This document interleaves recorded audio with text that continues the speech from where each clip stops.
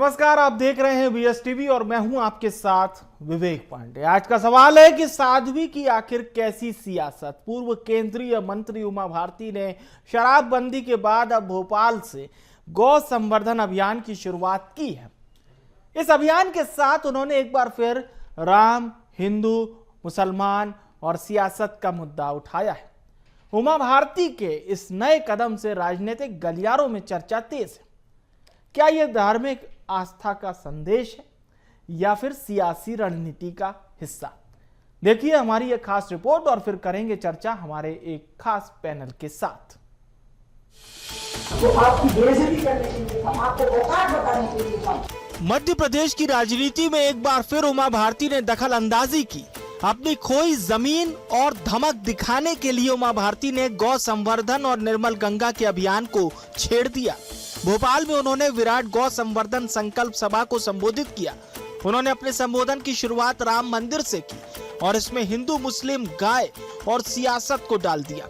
उन्होंने कहा कि गाय धर्म के चक्कर में फंस गई। राजनीति में मुस्लिम वोट बैंक के चक्कर में कुछ नहीं होता। नेता सोचते हैं वोट कम हो जाएंगे, सेकुलरिज्म के चक्कर में गाय को भूल गए। उन्होंने हिंदू को लेकर कहा कि केंचुए की संख्या ज्यादा होती है फिर भी कुचले जाते हैं। दूसरे देशों में हिंदू को अपमानित करने के लिए गाय काटी जाती है। हमने राम मंदिर बनाकर उन्हें उनकी औकात दिखाई। जब तक बकरे हैं तब तक काटते रहेंगे। शेर बन जाओगे तो कोई कुछ नहीं करेगा। उन्होंने ये भी कहा कि मुस्लिम का बेटा क्या नल के पानी से ताकतवर बनता है? उसे भी गाय का दूध पीना पड़ता है। अरब में गाय नहीं होती, अरब में भेड़ होती है, अरब में ऊंट होते हैं, अरब में गधे होते हैं। तो वहाँ पर तो गाय होती नहीं थी। तो गाय काटने की बात यहाँ क्यों आई? क्योंकि हिंदुओं को ढिंचा दिखाना था, इसलिए गाय को काटने की बात यहाँ आई। तो ये जाति समाज बड़ा है, इसको ढिंचा कैसे दिखाया जाए? राम मंदिर की बात बताओ ना। अगल बगल में बहुत जगह पड़ी थी, वहाँ पर भी तो मस्जिद बन सकती थी ना नमाज के लिए। मंदिर को तोड़ के क्यों बनाई? अरे तो नमाज के लिए नहीं था, तो आपकी बेइज्जती करने के लिए था, आपको औकात बताने के लिए था। उमा भारती ने सियासी तौर पर भी कई सवाल खड़े किए। उन्होंने कहा कि राजनीति से पैसा कमाने वाले उसे नर्क बनाते थे, जबकि राजनीति में सेवा से मोक्ष प्राप्ति होती है। मंत्री पिंजरे का शेर बन जाते हैं। मैंने तो शेर की तरह काम किया। उन्होंने कहा कि मैं पार्टी से ना अपनी मर्जी से गई और ना आई। मैंने एनडीए में आने की बात कही थी, लेकिन अशोक सिंघल के कहने में बीजेपी में आई। आज मेरे साथ छुटभैया नेता मेरे साथ खड़े होने से डरते हैं। ऐसे नेता सिर्फ फोटो सेल्फी लेते हैं। जैसा मेरे बारे में आपको लगता है वैसा नहीं है। उन्होंने कहा कि मेरा सभी आदर करते हैं। सरकार को समाज पर आश्रित होना चाहिए। उन्होंने सवाल सरकार पर भी खड़े किए और कहा कि तमिलनाडु, उत्तराखंड में अच्छी शिक्षा, स्वास्थ्य व्यवस्था बेहतर है, जबकि एमपी में शिक्षा, स्वास्थ्य व्यवस्था अच्छी नहीं है। उमा भारती ये भी बोली कि जब 20 लाख सरपंच चुनाव में खर्च करता है तो फिर उसे वसूलने के लिए कई काम करता है। गाय का पैसा दूसरे खा रहे हैं। छोटे छोटे कर्मचारी करोड़पति बन रहे हैं। उन्होंने कहा कि सबसे बड़ी चुनौती भ्रष्टाचार को खत्म करना है। स्वास्थ्य केंद्र भी तमिलनाडु में भी बहुत अच्छे हैं, लेकिन मध्य प्रदेश में लोग भरोसा नहीं कर पाते। वो प्राइवेट स्कूल में बच्चे को भेजना चाहते हैं। वो अपने गहने बेचकर, माताएं अपने मंगलसूत्र बेचकर सरकारी अस्पतालों में जाकर इलाज कराते हैं। और सरकारी अस्पतालों में इलाज की और इसमें अमीर और गरीब आदमी के बीच के अंतर इतना डरावना है। उमा भारती की माने तो देश में गंगा गौ संवर्धन का काम चलता रहेगा। इसमें सरकारों के अलावा आम जनता को अपना योगदान देना होगा। तलवार निकालकर गर्दन काटने के लिए नहीं कहूंगी, लेकिन जागरूक होना भी जरूरी है। उमा भारती ये भी बोली कि जनता सरकार बनाती है और मिटाती है, इसलिए सरकार के साथ जनता को गंगा और गाय के लिए जागरूक रहना पड़ेगा। मनोज राठौर, BSTV भोपाल। तो बीजेपी की वरिष्ठ नेता हैं उमा भारती और भारतीय जनता पार्टी जब सत्ता में आई थी दिग्विजय सिंह सरकार को बेदखल करते हुए, तो उमा भारती बनी थी उसी सरकार में मुख्यमंत्री। उमा भारती केंद्रीय मंत्री भी रही। एक बड़ी आइडेंटिटी है उमा भारती की। चर्चा को शुरू करते 3 खास मेहमानों के साथ। तौकीर निजामी जी हमारे साथ जुड़ रहे हैं, मुस्लिम स्कॉलर हैं, बहुत स्वागत है आपका। डॉक्टर राम पांडे जी हमारे साथ जुड़ रहे हैं, कांग्रेस पार्टी के प्रवक्ता हैं, बहुत स्वागत है। गौरव चतुर्वेदी जी हमारे साथ जुड़ रहे हैं, वरिष्ठ पत्रकार हैं, बहुत स्वागत है।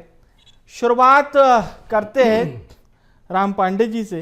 राम पांडे जी, जिस प्रकार से उमा भारती कह रही हैं, तो इतने में तो बात केवल समेटी नहीं जा सकती कि चलिए उन्होंने कहने के लिए कह दिया। कुछ संकेत भी दिखाई दे रहे हैं, कुछ बातें नसीहत वाली भी सामने आ रही है, क्या कहेंगे?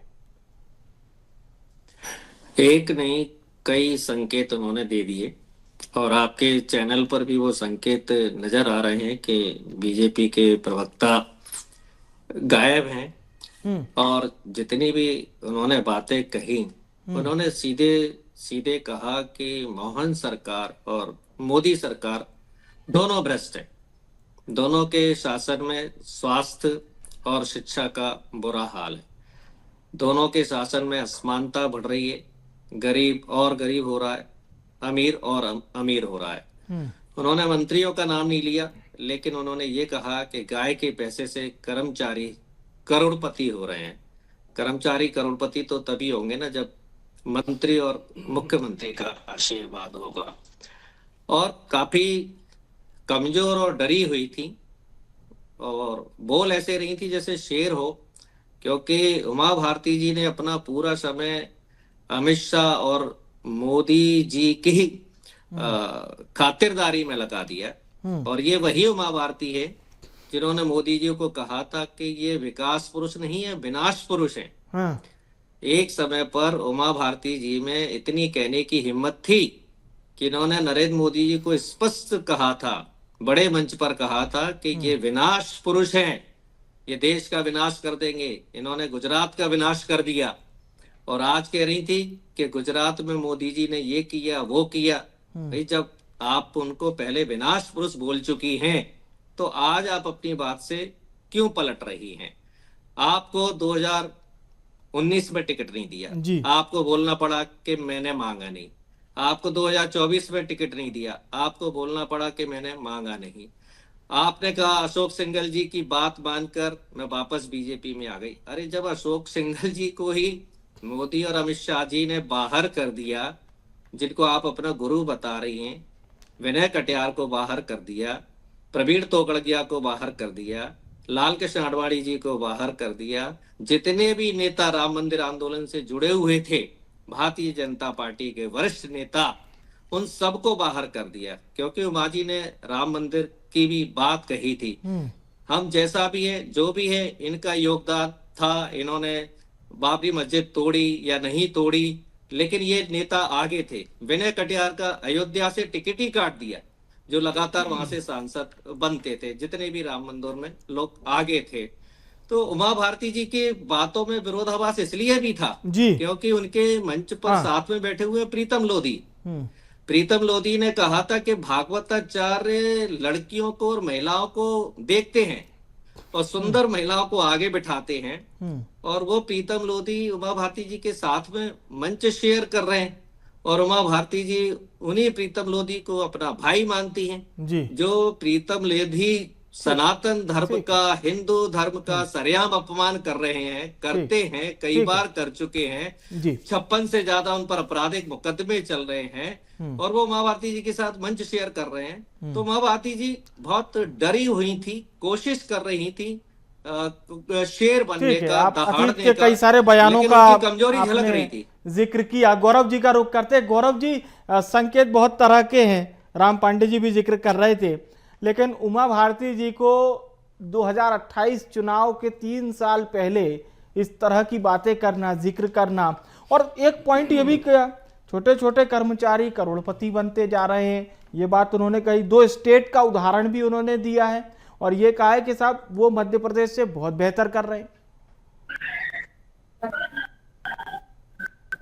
उमा भारती जी एक मार्क्सवादी लीडर रही हैं, मध्य प्रदेश में भारतीय जनता पार्टी की सरकार को लाने वाली नेता रही, लेकिन जिन परिस्थितियों में उन्हें मध्य प्रदेश से रुखसत होना पड़ा, 1 दिसंबर को 2019 से लेकर जो आज तक का समय है, इस समय में वो जो अपने पुनर्वास को लेकर के संघर्ष कर रही हैं, ये पूरी गाथा जो गोपाष्टमी का कार्यक्रम रहा, वो पूरी गाथा सिर्फ इसी बात की है कि अपने आप को हम राजनीति में कैसे बनाए रखें।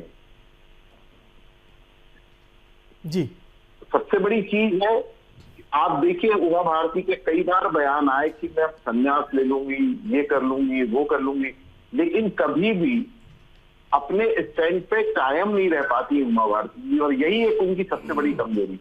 हालांकि संघ का बड़ा नेतृत्व उनके पीछे लामबंद खड़ा, उन्हें समर्थन दे रहा है, लेकिन वो पार्टी जो पार्टी टिकट वितरण की एक प्रक्रिया को लेकर के काम करती है, उसमें अगर कोई प्रत्याशी ये कह रहा है कि मैं झांसी से चुनाव लड़ूंगी, तो ये कैसे संभव हो सकता है?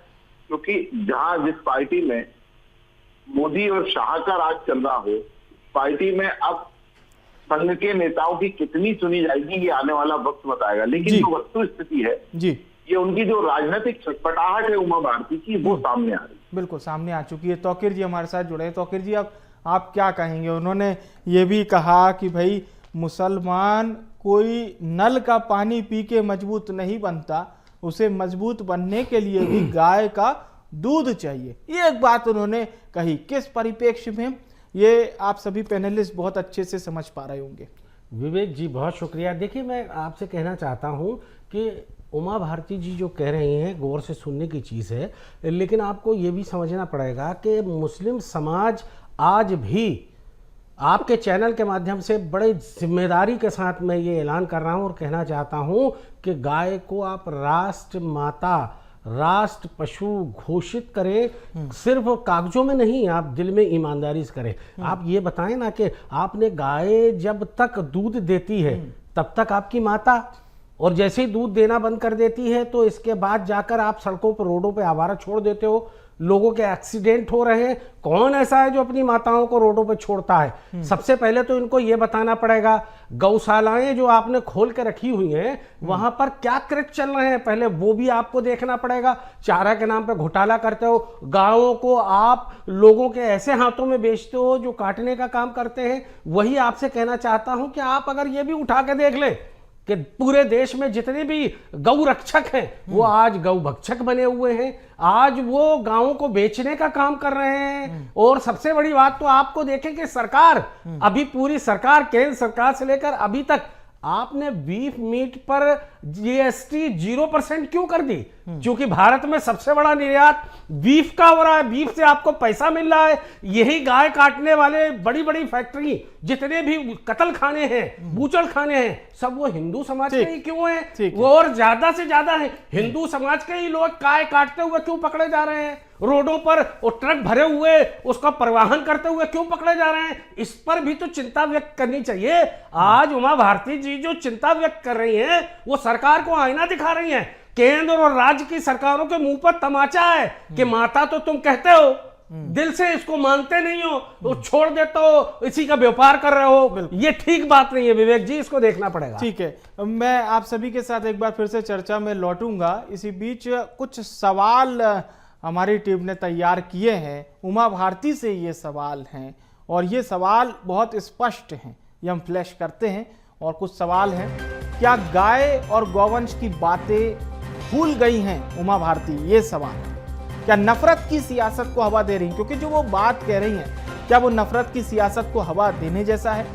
और राम मंदिर का मुद्दा अब क्यों एक बार फिर से उन्होंने उछाला है? क्यों एक बार फिर से राम मंदिर का मुद्दा उछाला? अपनी पार्टी के ही छोटे नेताओं को आखिर वो क्यों कोस रही है? ये बात उन्होंने कही। और बार बार शराबबंदी का मुद्दा क्यों उठा रही है?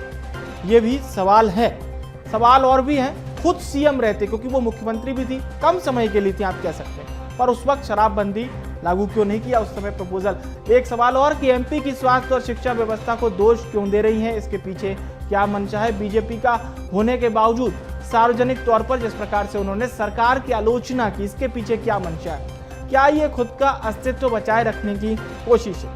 ये वो सवाल थे जो करना इस चर्चा में जरूरी थे। एक बार फिर से हम चर्चा में जुड़ते हैं और अब रुक करते हैं एक बार फिर से राम पांडे जी का। पांडे जी, जिस प्रकार से सवाल खड़े कर रही हैं उमा भारती, अपनी सरकारों पर भी सवाल खड़े किए, नाम नहीं लिया, लेकिन गाहे बगाहे बात तो लगभग वही हो रही है। जी देखिए, आपने एक बहुत सुंदर बात कही कि उमा भारती जी जब से राजनीति में आई तब से उन्होंने ये शराबबंदी की बात की है। और जब उन्हें मौका मिला मुख्यमंत्री बनने के बाद तो उन्होंने घोषणा क्यों नहीं की? तो इसका मतलब तो यही है ना कि आप जब मुख्यमंत्री थी तब आपने शराबबंदी पर प्रतिबंध नहीं लगाया, और अब आप शराब की बातें करती हैं, और वो भी केवल दिखावे के लिए। जो शराब का जो कंजप्शन है मध्य प्रदेश में और जो शराबियों की संख्या है वो तो लगातार बढ़ती जा रही है। हाँ, एक बात सही है माँ भारती जी के बारे में कि वो अविवाहित हैं और उन्होंने कभी विवाह नहीं किया था। जी जी। जैसे कि नरेंद्र मोदी जी ने तो किया था, लेकिन वो अपने आप को अविवाहित बताते हैं। और जहां तक हम गाय की बात करें तो माँ भारती जी गाय के लिए भी पहले भी अभियान चलाती थी। जब से राजनीति में आई है भारतीय जनता पार्टी अभियान चलाती थी। आज भारतीय जनता पार्टी की केंद्र में सरकार है, तो क्या कारण है कि भारतीय जनता पार्टी गाय को राष्ट्रीय बाता घोषित नहीं कर रही है? और मुस्लिम समाज भी चाहता है। मुस्लिम स्कॉलर ये तौकीम निजामी साहब ने कहा भी कि हम तो सहमत हैं कि गाय को राष्ट्रमाता बनाइए, लेकिन भारतीय जनता पार्टी क्यों नहीं बना रही है? उसका कारण है भारतीय जनता पार्टी को चंदा मिल रहा है। एक साल में 550 करोड़ रुपया चंदा मिल रहा है बीफ के कारोबार से। तो भारतीय जनता पार्टी को तो सत्ता चाहिए, पैसा चाहिए। गाय केवल बोलने के लिए भारतीय जनता पार्टी के लिए माँ बोल रहे हैं, और भारतीय जनता पार्टी के जो शासित राज्य है वहां पर बीफ खाने पर प्रतिबंध नहीं है। कम से कम अपने राज्यों में तो लगा दीजिए, पूरे देश में ना लगा पा रहे हो तो। अरुणाचल है, मेघालय है, नॉर्थ ईस्ट के जितने भी राज्य हैं लगभग सभी में भारतीय जनता पार्टी की सरकार है। वहां हमारे देश के शंकराचार्य जी जाते हैं, गौ हत्या पर प्रतिबंध लगाने का उन्होंने बंद करने का अभियान चला रखा था, तो उनको उन प्रदेशों में घुसने नहीं दिया गया। मतलब जो साधु संत गौ हत्या पर प्रतिबंध चाहते हैं, माँ भारती भी चाहती हैं, तो माँ भारती जी को भारतीय जनता पार्टी शासित राज्यों में घुसने दिया जाएगा। क्यों नहीं घुसने दिया जाएगा? क्योंकि किरण रिजिजू कहते हैं ना कि मैं तो खाता हूँ। मेघालय का बीजेपी का अध्यक्ष कहता है कि मैं तो खाता हूँ। आप बताइए, बीफ का कारोबार इन्होंने डबल कर दिया। ठीक है, 28 लाख टन जी, मतलब दुनिया में सबसे ज्यादा। और हमारे देश में सबसे ज्यादा जो संख्या है वो गायों की है। चलिए, मैं बिल्कुल बिल्कुल बीफ का कारोबार ये भी महत्वपूर्ण बात है। सवाल करते हैं गौरव जी से। गौरव जी, ये क्या इम्पोर्टेंस नहीं मिल पा रही है या अपने आप को हाईलाइट दिखाना चाहती हैं एक बार फिर से उमा भारती जी? नहीं, स्वाभाविक है कि जो पिछले 6-7 साल का समय रहा है, जो उनकी राजनीतिक खटखटाहट है, वो तो एक कारण है। लेकिन आप देखिए, पूरे देश में भाजपा शासित राज्यों में